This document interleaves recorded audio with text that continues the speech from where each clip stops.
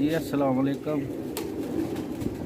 लो जी अज दोस्तों काले मूँह वाले कबूतर का शौक करवावांगा जनाब। बड़े दोस्त कहते हैं कि काले मूँह वाले कबूतरों का भी शौक करवाओ। तो मौसम ज़रा साथ नहीं दे रहा जनाब दोस्तों शौक करवाने का। मेरे काफ़ी दोस्त ने जोड़े मुल्कों बाहर ने तो मुल्क के अंदर भी ने तो वो कहते हैं काले मूँह वाले ओरिजिनल कबूतरों का शौक करवाओ। तो मेरे हथ के मौजूद है काले मूँह वाला कबूतर, बहुत ही आला क्वालिटी का है। रिजल्ट वाले कबूतर ने साढ़े तो दोस्तों अज शौक करवावांगा काले मूँह वाले कबूतर का।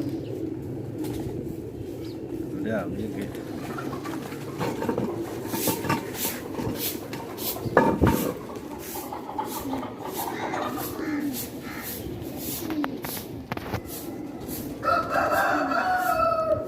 लो जनाब है, बहुत ही आला क्वालिटी का कबूतर है साडा, जैनुअन कबूतर है।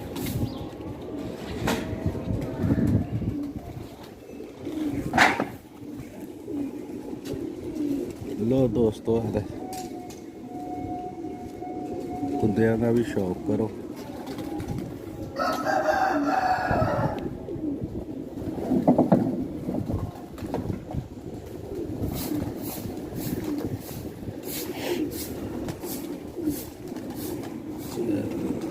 नहीं हटता तो नहीं।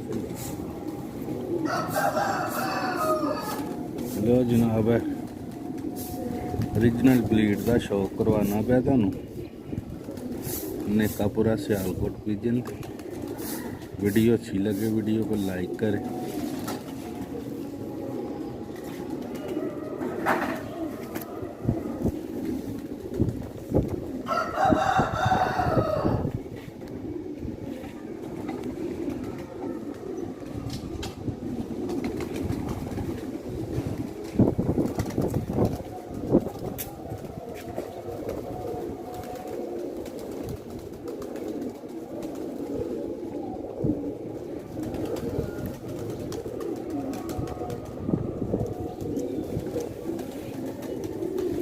इन्होंने कबूतरों की खसूसीयत अकल बहुत ज़्यादा वे ते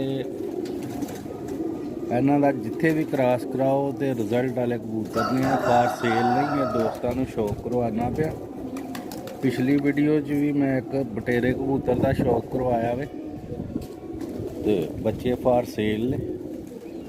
बच्चे का भी मैं शौक करवाया सी उहदे विच ते ओह बच्चे बुक होए दे ने।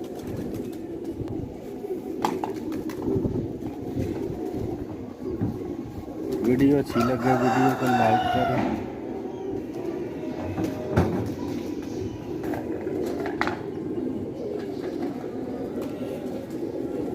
अच्छा दोस्तों अल्लाह हाफिज़।